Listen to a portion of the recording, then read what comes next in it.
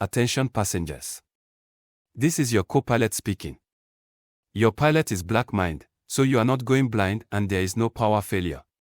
You are merely experiencing the immense blackness of his proximity, and when you hear his voice, you and the cabin will get even darker than you are currently. We will be cruising at the speed equal to light, because the one other thing that travels equally fast is darkness. Your loved ones awaiting your arrival may not recognize you at first sight. This is normal. Simply tell them about the pilot, and they will understand. We will taxi to the runway now, so please buckle up and prepare for a high-speed departure. Thank you for choosing Jet Black Airways, where the phrase jet black is also a verb. We hope you keep jetting black with us until the wings and the wheels fall off. Justice forever. Assalamu alaikum wa rahmatullahi wa barakatuh to some of y'all, and peace out to the rest of you. Hit the share button because the message is more important than the messenger. Let me thank those of you who have come through again and again, and I want to give a shout out to Red Falls Black for joining with a paid subscription, my Blacktreon account. He is the only one that can get in on that particular plan. From now on, the memberships are 10 a month. If anybody else even tried and they got through somehow to join for the previous 6, I would refund them. He's the only one that's locked in. And that is partially because I want to drive home a particular message. And this is regarding what I said in the first half of my last upload about NUITL, not until it's too late. Negroes have a dedication to this principle, a dedication to it. And it's going to cost us, and I'm not going to go further into that right now, although I could. What I'm going to go into is really the same thing. And I'm going to go into this largely because this is how it manifests itself. As a black male with an educator type personality, I have to tell you that human beings in general have this inclination to not listen to advice that involves deep thought, a self-introspection, or replacing something you've already learned. People don't understand that the way they are at their core can be counter-progressive, and they can't possibly improve and move forward because of something in their personality that they will not give up. This is true for me, and it is true for you listening. Usually our personalities are in fact influenced by the culture, and this is how we know that our cultures are the issue. People are afraid to be different from the rest of their ethnicities, even when their ethnicities won't progress in something important. Asians have a particular problem. They stress their kids out to no end, and their kids either shut down or they do themselves in. They erase themselves, or they succumb and they try to succeed, and maybe they do and maybe they don't. And if they try and don't succeed, then they're only left with the other options. Shut down, hikikomori is an example, or erase themselves. Years ago, decades ago, I preached the need for us to look for other places to go and live, and preferably within the tropics. And this idea was laughed down. I, of course, preferred Africa, but my people preferred Detroit or Los Angeles instead, or Cleveland, or usually someplace much colder than Los Angeles, like things would just never change. And the Rust Belt began to become the Rust Belt maybe in the 70s, but definitely in the 80s. And cats in the 90s were still answering questions about where they were from by inserting N19 neighborhood nicknames and saying that they were from parts of town called the Jungle or Dat Zoo or Dat Lane or a street name, instead of saying that they were from, hell, even the city, or saying that they were from the continent. You ask some other non-white American where they're from, and they would say, well, I was born here, but my parents are from X, Y, and Z. What did we do? I'm from Crenshaw Mafia. I'm from Long Beach. Bruh, how about you stop? I also said that knowing how to write is important, and they laughed about that too. Now, what I have people doing is asking me how they can leave the USA and live somewhere safe like here. And why don't people listen to them when they write stuff? This is something for which they had to prepare years ago, though. And now what I would say is if you find that your writing sucks or you're not influential in what you say, and especially in written form, then go ahead and hit up my son and my other relatives' proofreading business. $3 per double spaced page, $5 per single spaced page. But we're going to get to that later on. Today, I teach students who don't improve in their English. My current students have the same errors in English they had 3 weeks ago when I met them, and they're not changing. I have told them to not use full sentences in Arabic in my class and to use instead full sentences in English, and I would help them with their mistakes in English. In the end, they forget and they show up late and they repeat the same errors in English I taught them how to correct, and they revert back to Arabic for words they don't know. And the grammar of even their questions is atrocious. I've taught them that the grammar of a question is different from the grammar of its answer. And especially when it comes to asking for the meaning of a new word, and they're still saying, what is mean bonus? And I have to bark and growl at them and say, what does bonus mean? Say it like that. They just repeat the same error the next day. Every time I give instructions, they ask me to repeat it. And just today, I told one of my students, I asked for a topic sentence. You keep giving me these fragments that make good titles, but they're not topic sentences. This is an advanced English class. This nigga did it again.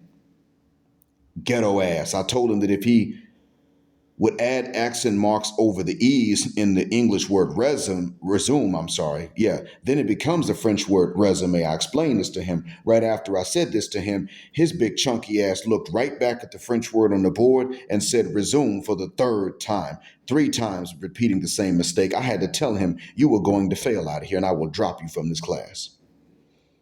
At the end of the semester, I know what's going to happen. He's going to come to me like many others who have low scores, and he will ask me how he can catch up. Just like another student with the same last name as him did last semester. Doctor, how do I catch up? Doctor, how do I raise my score? Nigga, you got 4 weeks left in the semester. You didn't do the homework in the very beginning of it. I don't know how you can raise it. Don't repeat the same mistakes. Do the damn homework and do well on the exams. That Arab showed up in my office in December to ask me how he could replace the assignments he didn't do back in September. F out of here. I told him he could take those zeros because I was too busy helping the students who did their jobs on time. He pulled himself up though, but I had to scare him to get him to do even that much. Well, see, now America's like this. As a Pan-African pro-Black, I wanted to see the redemption of my people, but that was in a solution I gave a long time back. And that solution comes with hijra, what non-Muslims might call exodus or repatriation, or better yet, reblatriation. Well, now it appears that the USA is becoming too hard for even Master's grandkids to stick around if they can leave. And impossible to even see succeeding and getting ahead in it. They have to sit and wait for the parents to die so that they can live their lives at an adult level at all, so they can own anything.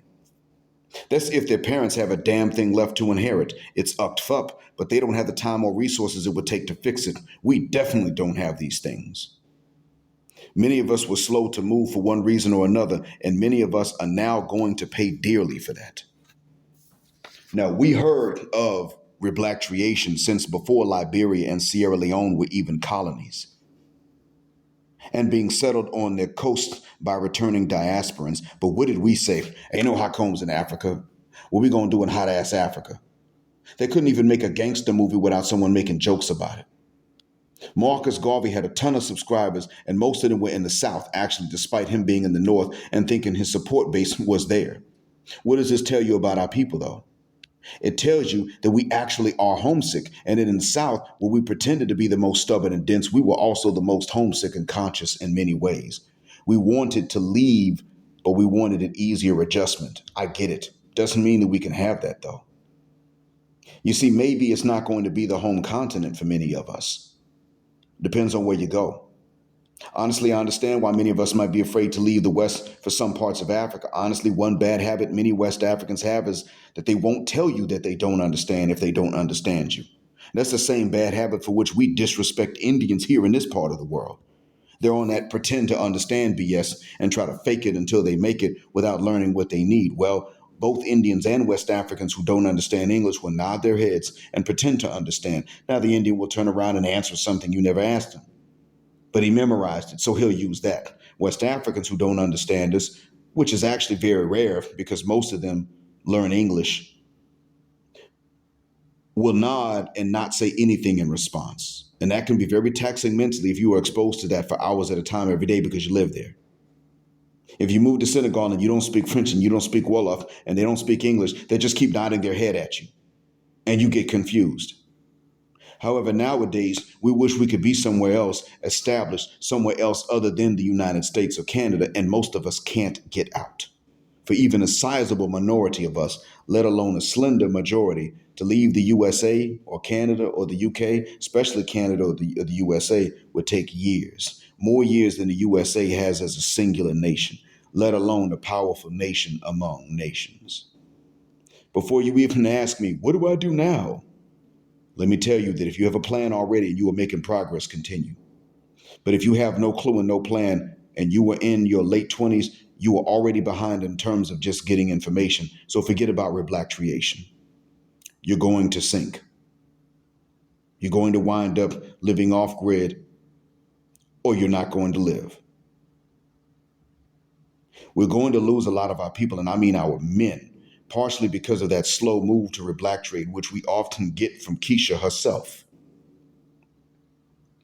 You see, the reason why many of you, even those of you that are red pill aware, are going to perish is not going to be because of her race loyalty to you. It's going to be because of our race loyalty that we had to Keisha. While she was loyal to the plantation, which will cause many of us to sink with the modern day Titanic that stretches from sea to shining sea. Even though many of us have awakened from the spell of loyalty to her, it will cost many of us our numbers. Let this be a lesson to us. The next time someone comes to us with an idea worth at least a second thought and some further research, let's not ridicule them and try to laugh them out of their ranks. We may have been led out of Egypt once if you believe that we were the children of Israel, whom Allah sent to accompany Musa alayhi salam to deliver from bondage. But we will not be led out this time the way things are looking. When Moses preached, his people listened and walked out with him.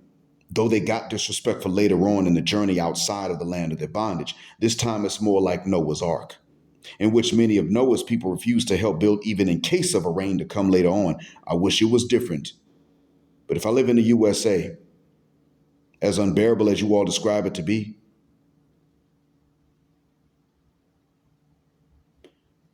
then I would fail. I would perish too, unless I can escape.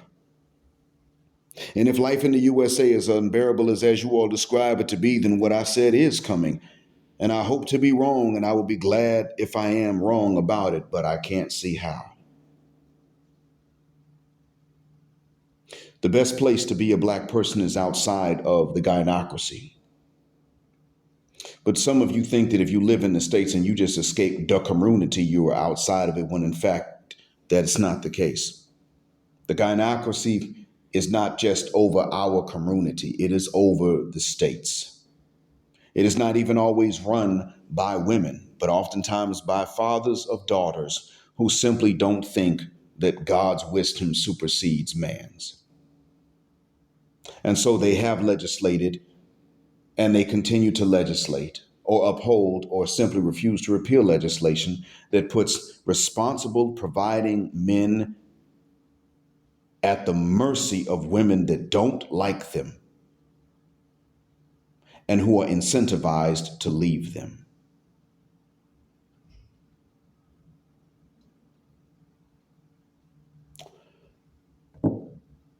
And many of you are going to ask, what do we do now? And I honestly don't know.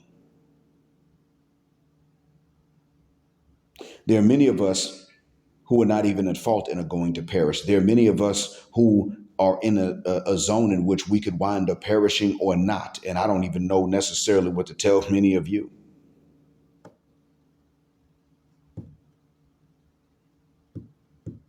I can tell you that working hard is not going to help. You don't have enough time to save up if you work hard. That won't do anything for you. I can tell you that working smart may or may not pay off because you still have to have good luck if you work smart. How many of us can say that we have good luck? I can tell you that even I might face that one day. I may have to return to the States because I have no other place to go if this doesn't work out. It may turn out that way, and I may wind up perishing, even though I did everything I was supposed to do to not have to deal with that. I don't wish for that. But I have to accept the possibility that that awaits even me. And so with that being said, you have to have already begun to prepare to leave before it became fashionable. Hopefully what I've said helps.